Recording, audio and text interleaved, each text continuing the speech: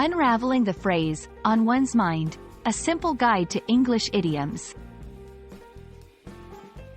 Hello everyone. Today, we're diving into the world of English idioms, specifically the phrase, on one's mind.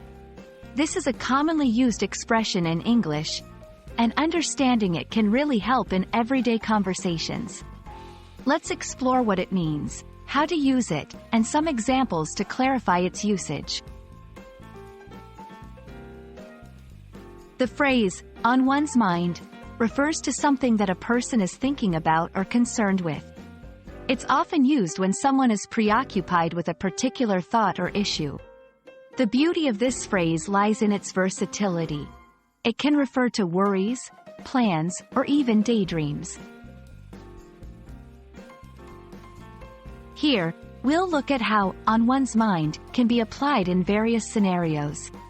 For example, worries, I have my upcoming exams on my mind. Plans, the weekend trip is on my mind. Daydreams, the idea of a perfect vacation is always on my mind. Notice how the phrase seamlessly fits into different contexts, indicating what the person is currently thinking about. It's easy to confuse on one's mind with similar phrases. Remember, it specifically refers to what someone is thinking about, not to be mistaken with in mind, which implies considering or remembering something. There are other ways to express the same idea as on one's mind. For instance, preoccupied with, I am preoccupied with thoughts of the new project. Thinking about, I have been thinking about our conversation all day.